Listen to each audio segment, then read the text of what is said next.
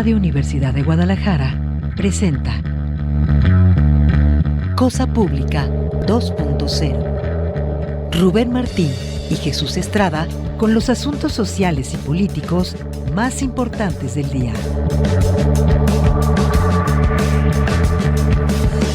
Cosa Pública 2.0. Comenzamos.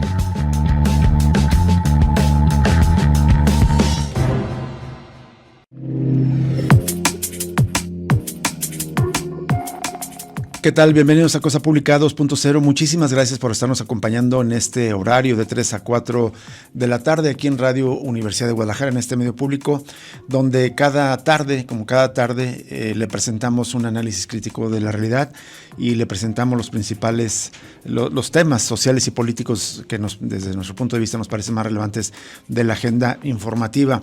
Hoy vamos a dar seguimiento a la crisis por desaparición de personas, entre otras cosas dando seguimiento a los hallazgos encontrados en una de las fosas clandestinas encontradas en este año de 2025 que se perfila para ser el año lamentablemente con más fosas clandestinas encontradas en Jalisco, la fosa de las Agujas en Zapopan, donde se han encontrado, ve usted la cifra, 253 bolsas con restos humanos. Es terrible esta situación. Vamos a seguir también presentándole un trabajo de los compañeros de NTR en donde se están confirmando que tras localizaciones no hay investigaciones de parte de la Fiscalía acerca de cómo están ocurriendo este tipo de desapariciones. Y hablando del tema de desaparecidos, hacia la mitad del programa vamos a hablar con Alejandra Cartagena.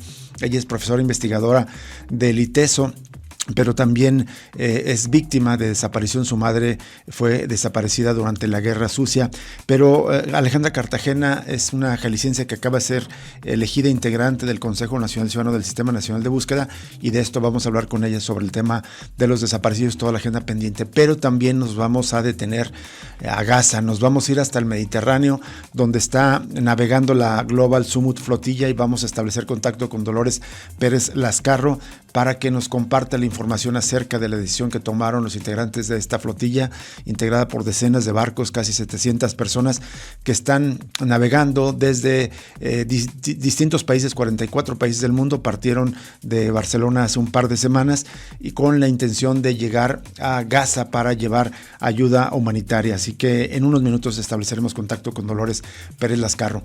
Muchas gracias por acompañarnos. Gracias también, antes de los detalles, a Alejandro Coronado en la producción, a Stacy Torres también en la producción, a Emanuel Candelas desde la mesa de operaciones. Vamos con esta primera nota. El colectivo Guerreros Buscadores de Jalisco anunció el hallazgo de nuevas bolsas con restos humanos en la fosa clandestina localizada en el predio de la colonia Las Agujas en el municipio de Zapopan, por lo que la cifra se eleva a 253 bolsas localizadas.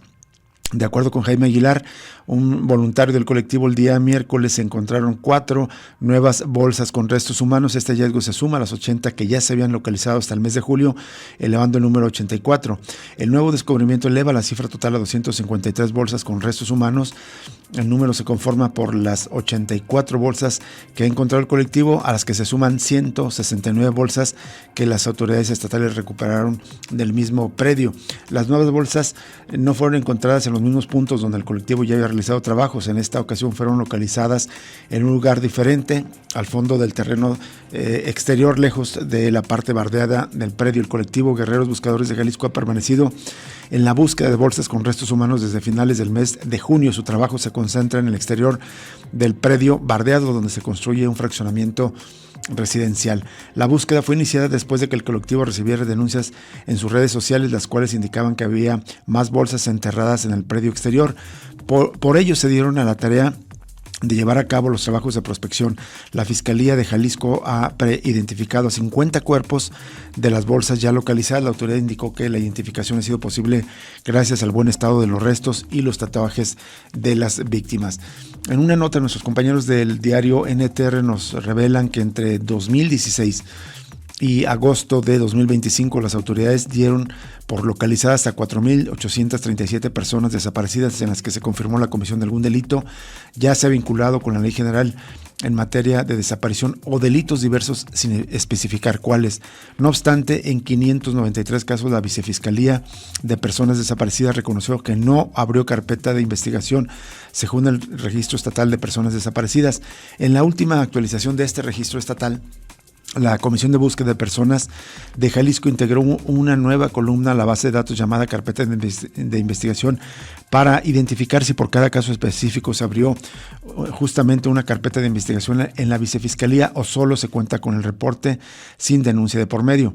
Al filtrar los más de 36,000 registros incluidos entre personas desaparecidas, localizadas y casos cerrados, el diario NTR encontró, los colegas de NTR encontraron que entre 2016 y agosto de 2025 se catalogó como personas localizadas a 4,837 personas que fueron clasificadas como víctima de delito contemplado en la ley de desaparición forzada o como víctima de delitos diversos. De este total, en 4,244 casos se especificó que sí contaban con carpeta de investigación, mientras que en 593 casos, es decir, el 12.26%, pese a confirmar que las personas desaparecidas sí fueron víctimas de algún delito, no se abrió esta carpeta. De estos casi 600 casos en carpeta de investigación, 106 corresponden a personas localizadas entre enero y agosto de 2025. Además, el 54%, 2.647, es decir, más de la mitad de este universo de 4.837 fue hallada sin vida. Pese a esa condición, 277 no cuentan con carpetas de investigación. Un dato muy relevante porque confirma, pese a que en muchas ocasiones para las autoridades sacan, juicios concluyentes acerca de las condiciones de los desaparecidos, la realidad es que no todos son investigados. En tanto, en la otra arista de esta crisis por desaparición de personas que va adjunta es la crisis forense, y de esto habló el Centro de Justicia para la Paz y el Desarrollo, el CEPAD. Esta asociación evidenció que la crisis forense en Jalisco ya rebasó los 11,000 cadáveres y segmentos humanos sin identificar, por lo que se dijo preocupado por el problema que sigue creciendo mes con mes. Es una nota también de los colegas de NTR. Durante las jornadas regionales por el derecho humano a la verdad, justicia y reparación, Ana Carolina Chimia, codirectora de CEPAD, expuso que la organización encontró vía registros conseguidos por transparencia que entre 2006 y agosto de 2025 se acumularon más de 11,000 personas fallecidas sin identificar y segmentos anatómicos en resguardo del Instituto Jalisciense de Ciencias Forenses, ya sea en las cámaras de refrigeración o en panteones forenses. Y citan a Ana Carolina Chimiak en esta nota de los colegas de NTR. Solo en el año pasado, esa cifra aumentó por más de 1,500 cuerpos. Esta acumulación creciente de los cuerpos revela la incapacidad de las autoridades para atender la crisis forense y también contradice lo que dicen las autoridades de que hay supuestos avances en la materia y nos deja en evidencia la magnitud de la violencia, desaparición de personas y abona a la falta de respuesta de miles de familias, dijo Ana Carolina Chimiak, y mencionó que lo que ocurre en este año preocupa aún más a la organización porque se duplicó el promedio mensual de ingresos al servicio médico forense.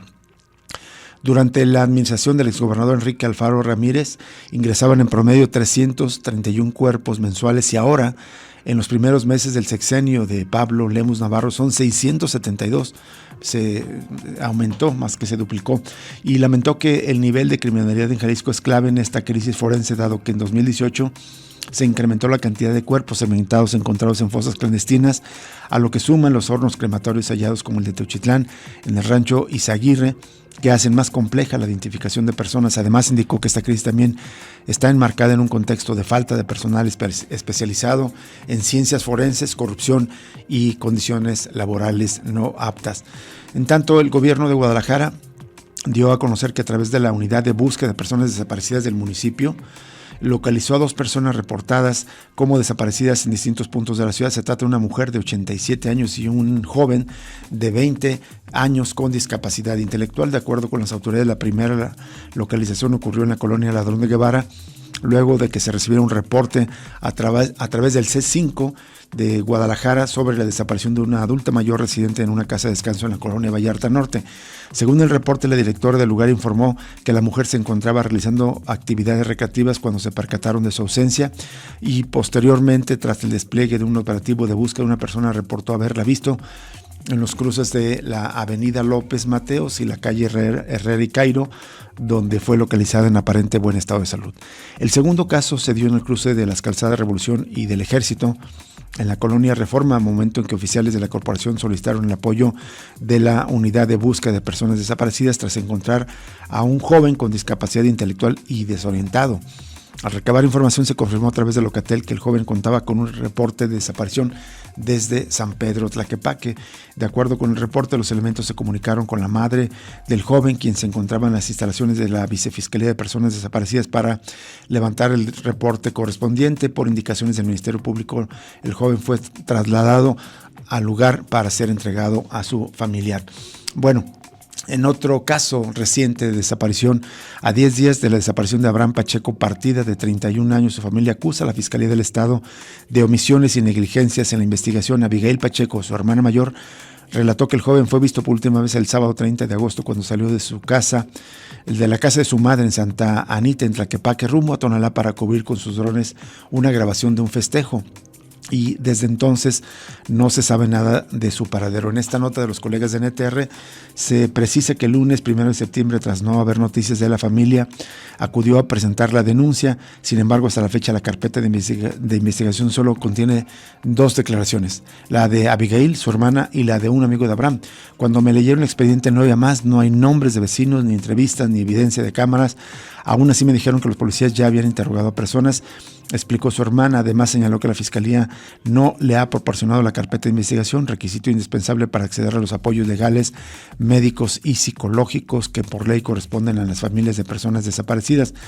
Ante la falta de respuestas, familiares y amigos y compañeros motociclistas de Abraham organizaron ya 2 manifestaciones pacíficas, la primera el viernes 5 y la segunda este 9 de septiembre, cuando se realizó una rodada que reunió a más de 200 motociclistas que se movilizaron desde la glorieta de las y los desaparecidos hasta Palacio de Gobierno. La hermana del joven desaparecido enfatizó que esta situación ha golpeado fuertemente la salud de su madre de 62 años, quien padece hipertiroidea y problemas de presión y corazón.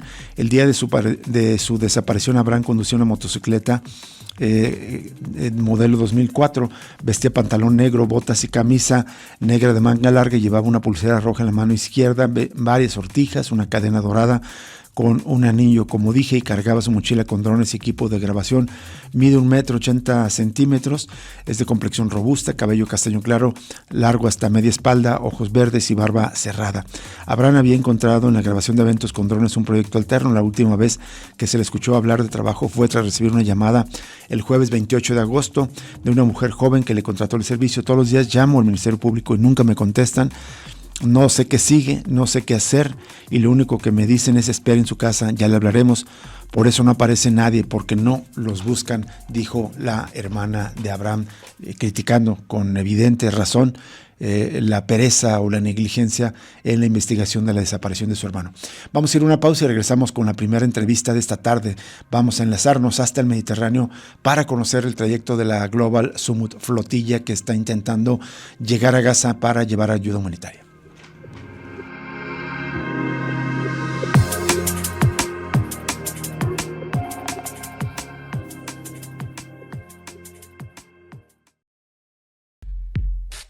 Cosa Pública 2.0.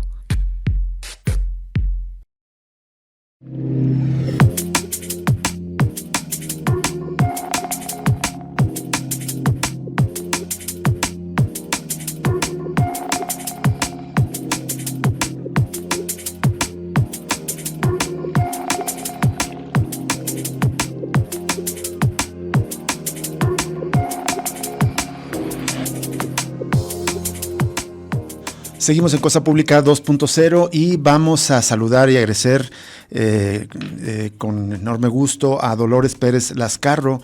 Ella es una profesora de aquí del ITESO, una profesora investigadora aquí en el ITESO, y forma parte de esta Global Sumud Flotilla. Este esfuerzo de solidaridad internacional sin precedentes, uno de los más grandes de la historia reciente del mundo, que intenta no solamente llevar un mensaje, sino también ayuda humanitaria a la población civil en Gaza, que padece hambruna, que padece una destrucción, bombardeos sistemáticos y un genocidio por parte del Estado de Israel. Dolores Pérez Lascarro, muchas gracias por aceptar conversar con nosotros. Al contrario, Rubén, al contrario, Jesús, gracias a ustedes porque, bueno, pues como siempre les digo, es importantísimo que los medios estén pendientes porque eso para nosotros es arroparnos y sentir protección. Muchas gracias. Gracias a ti, Dolores, de verdad agradecemos enormemente. Sabemos pues que ya casi va a ser la medianoche por allá donde andes navegando en el Mediterráneo, ahorita nos dirás dónde. Brevemente partió la flotilla hace un par de domingos desde Barcelona, la mayor parte, algunos otros embarcaciones de otras partes de Italia, llegaron a Túnez y ahí pues empezó a ocurrir una situación grave que fueron ataques en drones a 2 embarcaciones. Después de, digamos, de estos ataques, ¿qué análisis de riesgos hicieron y en qué situación se encuentra en este momento la flotilla, Dolores? Sí, mira, pues estamos todavía en Túnez, ya con los últimos preparativos, aunque no sabemos muy bien qué día podemos regresar a navegar, sobre todo por esto que comentas. Fueron 2 embarcaciones atacadas. Una de ellas fue el Family, digamos que es el barco que es el más grande que tenemos y donde viajan, bueno, pues líderes de esta gran coalición que se ha hecho.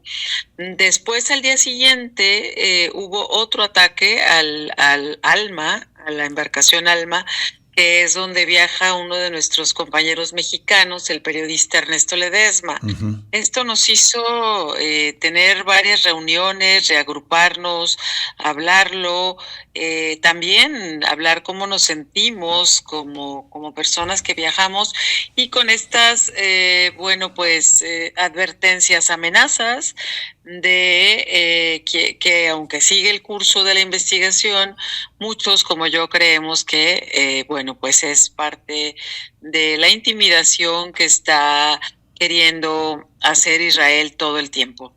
Y bueno, no queremos que se pierda la razón por la que estamos acá, porque finalmente si damos actualizaciones importantes, desde ayer hemos visto cómo desde el amanecer de ayer miércoles Israel ha matado ya al menos 41 palestinos en Gaza, entre ellos 12 personas que estaban buscando ayuda una vez más, y bueno, ha demolido una torre residencial, más de 10 viviendas y numerosas tiendas para desplazados. Es decir, los están llevando, arrinconando a un lugar donde ya no hay espacio, ¿no? También 5 palestinos más murieron de hambre, murieron de inanición, lo que eleva ya a 400 el número de palestinos asesinados por hambre. Recordamos esto que siempre digo sobre el hambre como arma de guerra. Claro. Y entonces, bueno, esto provocado por Israel, entre ellos más de 140 niños de estos 400 personas asesinadas por inanición. Entonces, independientemente de lo que tengamos que hacer, de esta reorganización, digamos, reforzar los protocolos de seguridad, saber que ya en aguas internacionales pues prácticamente nadie duerme, tenemos que estar mucho más vigilantes. Si aquí en aguas tunecinas hicieron eso, bueno, pues en aguas internacionales que prácticamente justo por eso son aguas de nadie, uh-huh. Pues será peor. Yo me sorprendo muchísimo, Rubén, Jesús, de que no hay una firme contestación, o por lo menos una declaración de nuestro gobierno, sabiendo que salimos de Barcelona 6 mexicanos y mexicanas. Acá en Túnez tenemos una 7ª mexicana, y en Italia, bueno, se está previendo que otra compañera mexicana se sume. Entonces, el que simplemente ver y dejar pasar, pues es bastante terrible para nosotros, pero aún más por la causa por la que estamos aquí. Claro. Dolores, imagino que desde que se organizó este esfuerzo de solidaridad tan importante, llevando embarcaciones, decenas de embarcaciones hasta intentar llegar a las costas de Gaza, se asumía que había peligros, pero le sorprendió que fuera tan pronto, tan temprano. Veía por ahí un video en Instagram de un periodista español, no recuerdo ahorita el nombre, que va en la flotilla, y él decía, bueno, si esto no lo hacen a 2,000 kilómetros de Gaza, acercándonos, probablemente los riesgos aumenten. Sí, claro, digo, obviamente siempre supimos, quienes aceptamos venir a esta misión, que había o que hay, pues existe un riesgo, pero sí fue como bueno, del ejército más asesino que hay en estos momentos no debería sorprender nada. Claro. Pero finalmente, pues sí, fue algo, voy a decir la palabra novedoso, porque normalmente ellos han atacado ya a pocas millas de llegar a las costas de Gaza. Creo que hoy quisieron empezar con intimidación desde esta primera parada que hemos hecho para... primero era, bueno, pues para de aquí salir junto con las embarcaciones que salen de Túnez, y después todo se tuvo que volver a reagrupar para pues con estos 2 ataques que tuvimos. Esto me parece muy preocupante porque mientras nosotros estamos tratando de resolver todas estas cosas o resolviendo, y sobre todo el Comité Central, el Steering Committee, Israel sigue avanzando, sigue replegando, sigue queriendo desplazar con toda esa violencia a espacios donde no caben las personas, Claro. donde están muriendo de hambre, donde están muriendo de enfermedades evitables, y el mundo sigue. Digo, hoy hubo una novedad a la hora de Ursula von der Leyen, donde habla pues de ya hacer un poco más fuertes las presiones económicas sobre Israel, pero Rubén, nada contundente. Exactamente, la presidenta de la Unión Europea. Sí. Escuchaba en días anteriores que tenían previsto salir miércoles o jueves. Ya estamos, se está terminando el jueves con ustedes, va a amanecer el viernes. ¿Es posible que salgan mañana, o cuándo se toma esta decisión y hacia dónde navegarían, Dolores? Mira, yo creo que mañana no. Si fuera así, te mandaría un mensaje. Uh-huh. Se está previendo que pudiera ser el sábado en estos próximos días, sobre todo porque los protocolos de seguridad por drones, el propio Tiago de Brasil, que él ha estado en diferentes misiones y que estuvo en el Madeleine, el antepenúltimo que ha ido, estuvo visitando barco por barco para hablar específicamente de estos protocolos de drones. Necesitamos tener también la seguridad de que de todas las embarcaciones tengan listas perfectamente instaladas y funcionando las cámaras, o sea, es decir, hacer una revisión nueva, cámaras, antena Starlink, algunas otras cuestiones de conectividad, y también ver cómo podríamos llevar justo por esto los barcos en óptimas condiciones, porque tampoco, yo creo que ya lo comentaba con ustedes, es que hayamos comprado yates de lujo y que cada quien tenga su camarote. Eso no es así. Uh-huh. cada quien tiene su sleeping bag, este es nuestro camarote. Entonces, y luego, bueno, pues ya en aguas internacionales va a ser totalmente imposible dormir en cubierta por justamente todas estas amenazas que hay. Y un factor que quisiera comentar y que eso nos duele más todavía o nos preocupa más es que con esta necesidad urgente de llegar a las costas de Gaza, otra cosa que se cierne también es la actividad del Mediterráneo. Sí, Estamos ya lo habías llegando comentado. a un límite. Sí, que estamos llegando a un límite donde cambia el clima, llegan tormentas, el oleaje es mucho más alto.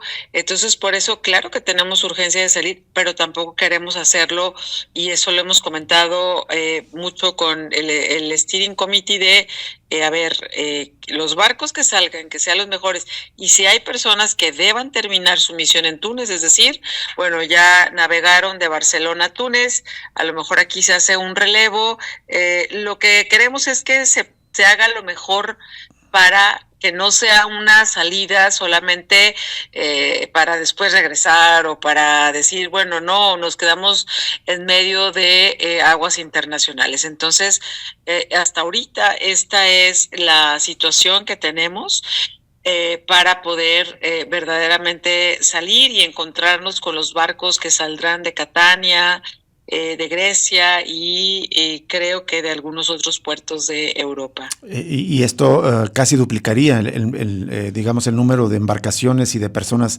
que intentarían llegar en esta misión de solidaridad, Dolores. Sí.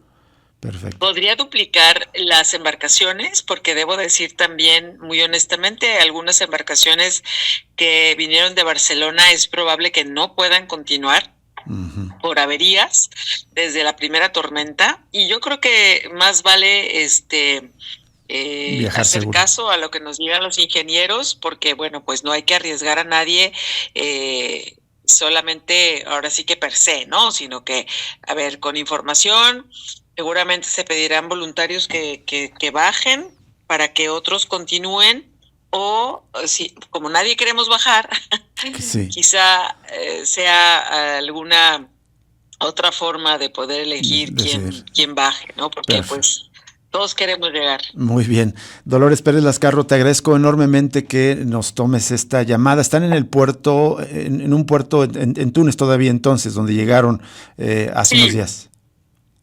Perfecto. Todavía estamos en Túnez y bueno, pues yo cualquier cosa, noticia nueva, estoy muy pendiente de enviarte WhatsApp. Si es muy madrugada para ti, bueno, pues ya lo verás cuando despiertes. Y al contrario, te agradezco muchísimo que sigamos teniendo esta comunicación que es literal vital para nosotras, nosotros que andamos por acá, varios de todas las edades que te puedas imaginar, claro, de todos los idiomas, y sobre todo que aquí el único idioma que se habla es el de la solidaridad, el amor por la humanidad y por Gaza. Y bueno, nosotros, tú nos agradeces a nosotros dar el espacio, nosotros al revés, me parece que quienes somos solidarios con el sufrimiento que está pasando la población civil palestina, más bien les agradecemos la valentía de quienes se decidieron embarcar para llevar este esfuerzo de solidaridad. Seguimos en contacto contigo, Dolores Pérez Lascarro. Buenas tardes. Buenas tardes acá, buenas noches allá. Buenas tardes y buenas noches. Buenas noches. Hasta pronto. Hasta luego. Gracias, Dolores Pérez Lascarro,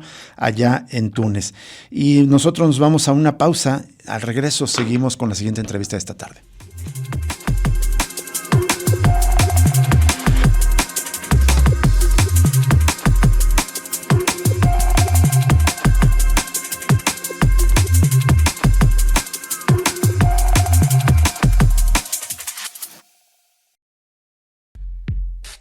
Cosa Pública 2.0.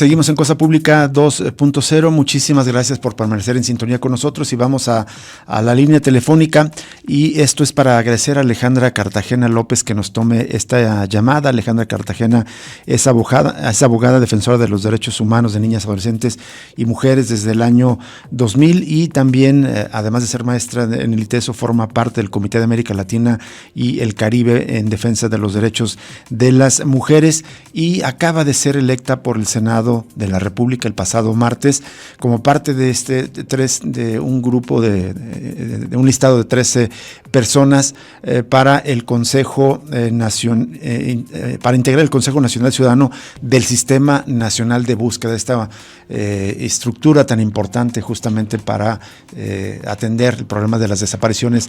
Alejandra Cartagena, muchísimas gracias por aceptar conversar conmigo aquí en Cosa Pública 2.0. Buenas tardes, muchísimas gracias por la invitación, encantado de estar contigo y tu público. Al contrario. Alejandra, ¿cómo podrías sintetizar lo que significa ser parte de este Consejo Nacional Ciudadano del Sistema Nacional de Búsqueda? ¿Cuáles son las tareas? ¿Cuáles son las posibilidades? ¿Cuáles son las posibilidades de aportar desde ahí para combatir las desapariciones y digamos, tratar de detenerlas, este flagelo que padece la sociedad mexicana? Sí, y bueno, pues el consejo, como bien lo dices, es un consejo ciudadano, honorífico, ¿no? Es decir, no vamos a ser parte del Estado, seremos un puente entre las autoridades, los colectivos de personas desaparecidas y familiares.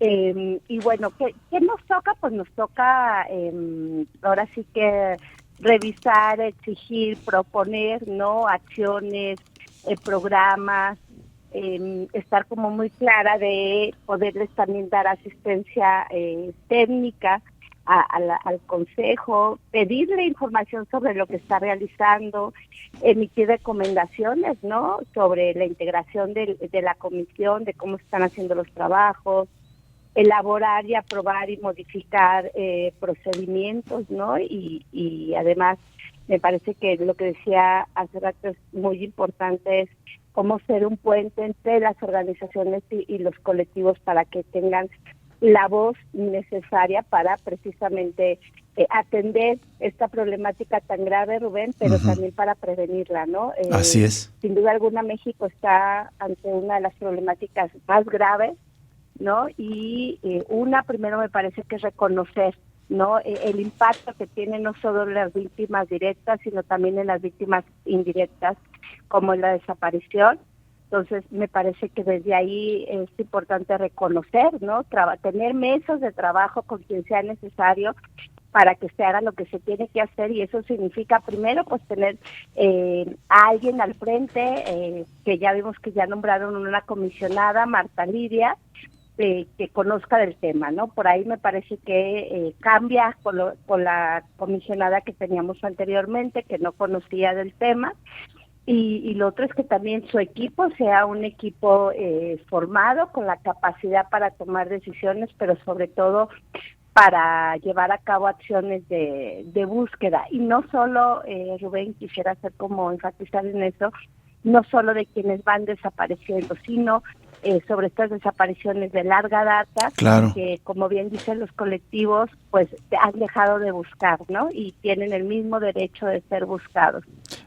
Nos actualizas entonces, Alejandra, ya fue nombrada la titular de la Comisión Nacional de Búsqueda, entonces. Así es. Marta Lidia Pérez, ¿verdad? El día de hoy. El día de hoy. ¿Qué nos puedes decir de ella? ¿Hay confianza de las familias? ¿Qué trayectoria tiene Marta Lidia Pérez?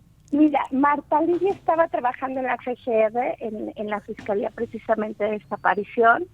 ¿Qué es lo que nos han dicho algunos colectivos? Es que es una persona en la que confían algunos de ellos, que ha hecho un trabajo importante y sobre todo tienen fe y esperanza, como siempre tenemos con quien llega, es que conoce el trabajo que hace la Fiscalía y puede coordinar y puede llegar a tener una vinculación, como lo mandata la Ley General, con la Comisión de Búsqueda, ¿no? Si tú lo recuerdas, Rubén, algo de lo que sistemáticamente mencionan los colectivos y denuncian los colectivos es que no hay coordinación con la Fiscalía.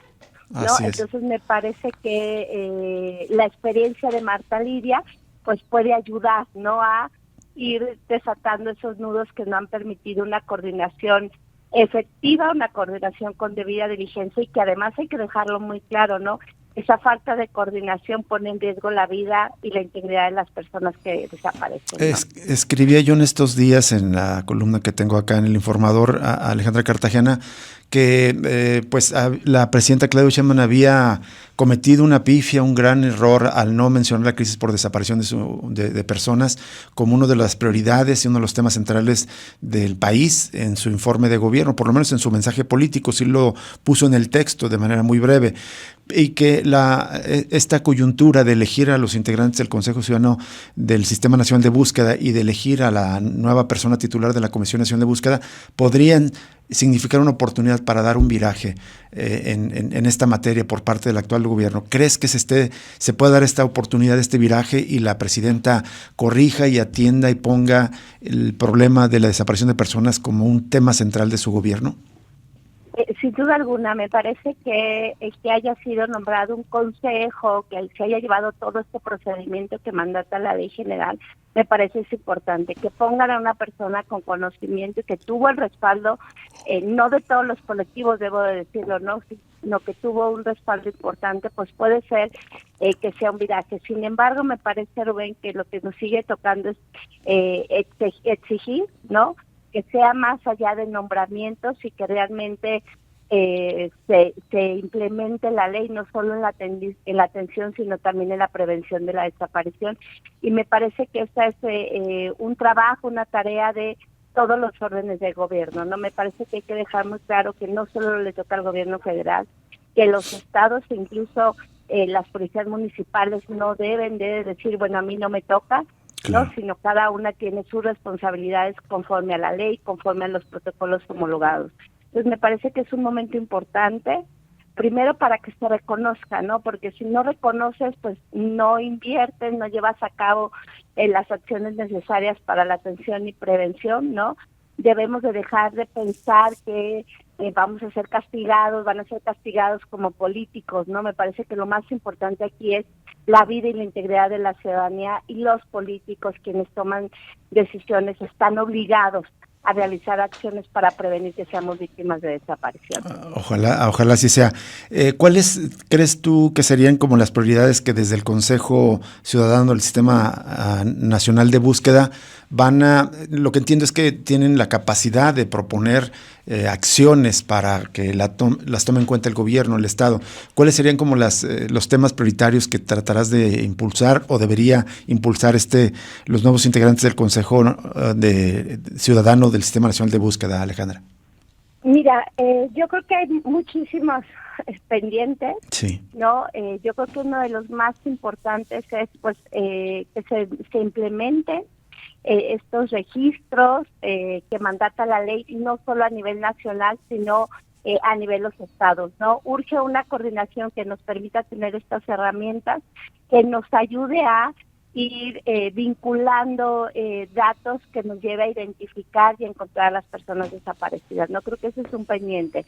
Los reglamentos de las comisiones, ¿no? La formación de quienes deben de estar ahí, el propio Registro Nacional de Personas Desaparecidas y No Localizadas, pues sí tendría que hacerse un análisis del mismo y poder integrar a todas las personas que están desaparecidas y que tenga más información de solo tener un nombre y una ubicación, ¿no? Claro. Ir más allá. Y algo que me parece también importante decirlo, Rubén, que incluso lo comentó ayer el secretario Arturo Medina en una reunión que tuvimos después de la toma de protesta, es que en esos 3 meses que tuvieron de trabajo con colectivos de todo el país, algo que sale de manera sistemática es el acompañamiento que se le debe dar a niñas, niños y adolescentes que tienen a papá o a mamá desaparecida, ¿no? Me parece que eso sigue siendo una cuenta pendiente, ¿no? Sin duda. Y pues la presidenta lo debe de retomar. No solo la atención y prevención de la desaparición, sino todo lo que significa y provoca alrededor de las familias. Alejandra, y bueno, asociado a la crisis por desaparición, la crisis forense, ¿no? También más de 73,000 cuerpos y restos humanos. ¿Habrá incidencia de parte del Consejo Ciudadano también en este tema? Por supuesto, ese es otro de los temas que más nos interesa también, ¿no? Que esta crisis, ¿no? Tenemos más de 130,000 personas desaparecidas y cuando menos la mitad las tenemos en los CEMEFOS. Bueno, presumo que están en los CEMEFOS sin identificar. Entonces es urgente que también ese mecanismo forense que quedó ahí nada más sin llevarse a cabo, pues que se reactive con todos los recursos necesarios para que se identifiquen a las personas fallecidas sin identificar que están en todos los estados. ¿Tendrían previsto alguna reunión de parte de los integrantes de este nuevo Consejo Nacional Ciudadano del Sistema Nacional de Búsqueda con la presidenta Claudia Sheinbaum? Pues sin duda alguna nos interesa mucho decirte que de primera instancia esperamos pronto reunirnos con la Secretaría de Gobernación, ¿no? Recibimos un mensaje de felicitación de ella y de pronto podernos reunir. Es importante que se eche a andar el Sistema Nacional de Búsqueda.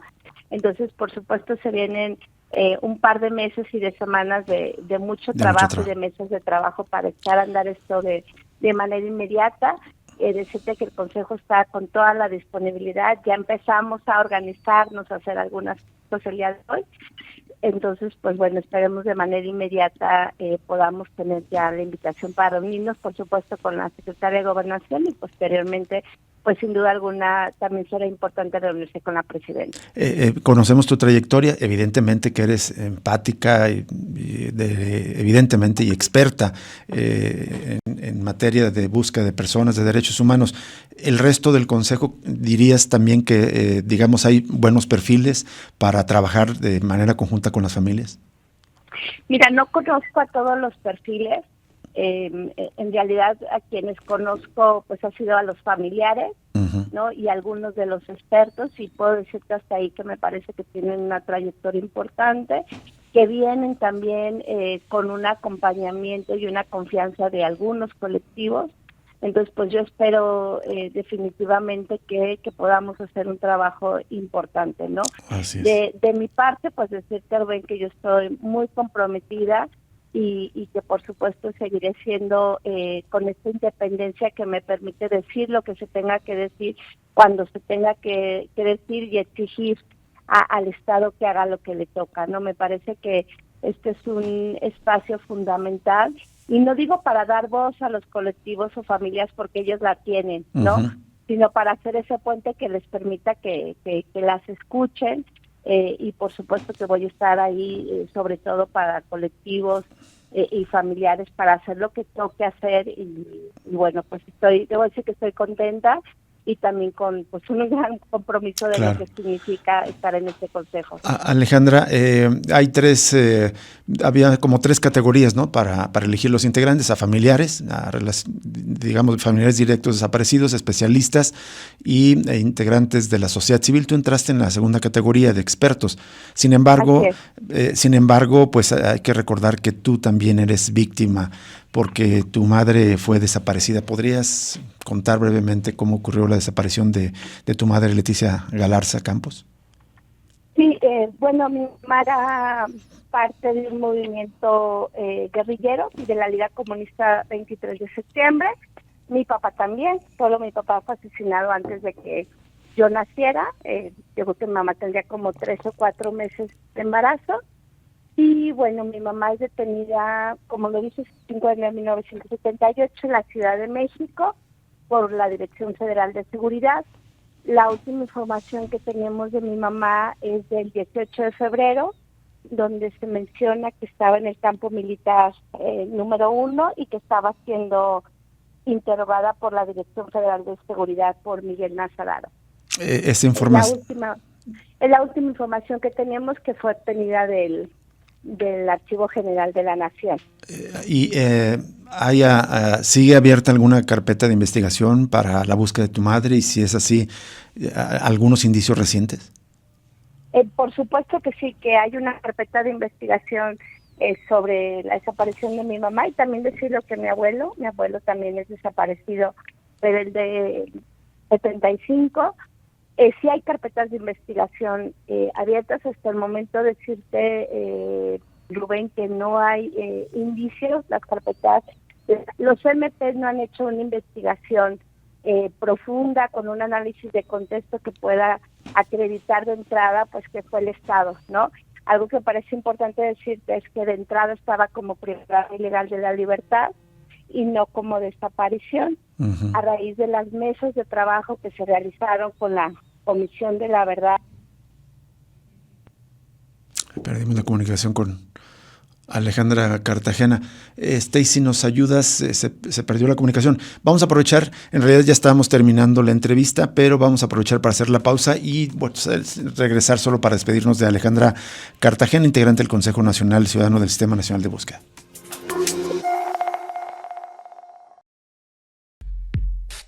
Cosa Pública 2.0.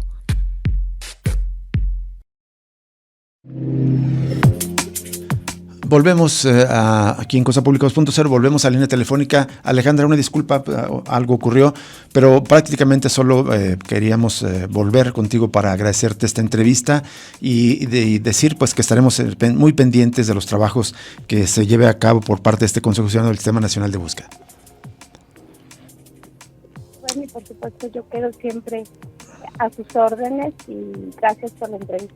Al contrario, muchas gracias, Alejandra. Muy buenas tardes. Alejandra Cartagena, profesora investigadora del ITESO, integrante recién electa por el Senado de la República como parte de este grupo de 13 personas que van a integrar este Consejo Nacional Ciudadano del Sistema Nacional de Búsqueda. Y bueno, como ya nos confirmaba, ya fue electa la nueva persona titular del Sistema Nacional de Búsqueda, ya no sabe el nombre, se trata de Marta Lidia Pérez. Gracias, Alejandra, muy buenas tardes. Hasta luego. Hasta luego. Marta Lidia Pérez ya fue electa. Ella es una abogada veracruzana, maestra en Derecho Procesal Penal y Criminología y será la nueva titular de la Comisión Nacional de Búsqueda. Y antes de irnos quiero compartir una información muy importante, una manifestación importante que ocurrió el día de ayer. Fue de estudiantes de al menos 3 centros universitarios de Ciencias Sociales y Humanidades, de Ciencias Exactas y Ingenierías, de Ciencias Biológicas y Agropecuarias de la Universidad de Guadalajara, que se reunieron frente a la Rectoría General de esta Casa de Estudios para denunciar lo que consideran una crisis estructural de la institución, así como para exigir la cancelación inmediata del proceso electoral del Consejo General Universitario y también el desconocimiento de la Federación de Estudiantes Universitarios. Aquí en esta nota de los colegas de NTR expusieron la conformación del Consejo General Universitario reserva lugares preferenciales a 3 organizaciones, la FEU, el Sindicato de Trabajadores Académicos y el Sindicato de Trabajadores Administrativos. El primer paso en esta lucha por reformar la universidad es exigir de manera contundente la cancelación de las elecciones para la conformación del Consejo General Universitario próximas a celebrarse y desconocer a la FEU como organización que supuestamente representa a la comunidad estudiantil. Señalaron que la FEU se apropió de movilizaciones y posicionamientos que en reiteradas ocasiones se han realizado los estudiantes. Denunciaron la supuesta falta de representatividad y legitimidad de la federación, a la que acusaron de censurar y reprimir movimientos estudiantiles independientes, además de avalar políticas que favorecen la privatización y elitización de la educación superior. Según los voceros de este movimiento que se manifestó ayer frente a la Rectoría General, la FEU actúa como un aparato de control político que históricamente ha servido a los intereses de la cúpula universitaria. Entre las principales exigencias que los manifestantes plantearon el día de ayer están la cancelación de las elecciones de los integrantes del Consejo General Universitario por carecer de legitimidad democrática, la reforma a la ley orgánica de la UG para permitir la democratización real de la universidad, la creación de una asamblea estudiantil general abierta a todos los estudiantes sin exclusión como espacio de decisión legítima, soluciones reales y verificables a la crisis de cupos, falta de docentes y condiciones precarias en las escuelas, no represalias también contra estos estudiantes que se manifestaron. Y los estudiantes, indica esta nota de los colegas de NTR, bloquearon la circulación de Avenida Juárez y Enrique Díaz de León para exigir la presencia de la rectora, pero más adelante intentaron permanecer en el primer piso del edificio administrativo de la Universidad de Guadalajara y ahí hubo empujones con trabajadores que estaban en el edificio, intentaban salir, hubo algunos golpes, eso es lo que se reporta también por colegas del diario Milenio, pero ante esto hubo un posicionamiento de parte de la Universidad de Guadalajara de manera oficial que dice que la UDG reitera apertura al diálogo y condena actos de violencia de personas encapuchadas en la Rectoría General. La tarde este miércoles un grupo de alrededor de 60 personas se manifestó en la explanada de la Rectoría General de la Universidad de Guadalajara. Una comisión de 13 alumnos de distintos centros universitarios fue recibida por el secretario general César Barba, la titular de la Defensoría de Derechos Universitarios Erika Loyo, el coordinador de servicios universitarios Juan Carlos Guerrero y otras autoridades universitarias. Durante el encuentro se escucharon sus planteamientos y se recibieron formalmente sus pliegos petitorios.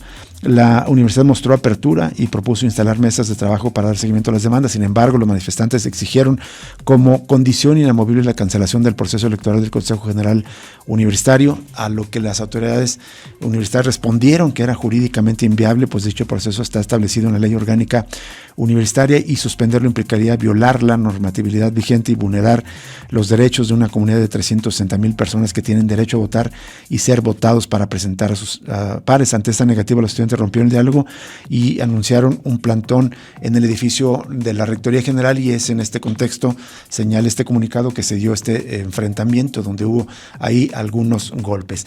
Vamos a mantenerlo informado. El día de mañana le vamos a dar seguimiento a este asunto. Por el día de hoy nos despedimos agradeciéndole que nos acompañe. Lo invitamos, por supuesto, a permanecer en sintonía de Radio Universidad de Guadalajara y le invitamos a que mañana siga con nosotros en otro análisis crítico de la realidad aquí en Cosa Pública 2.0.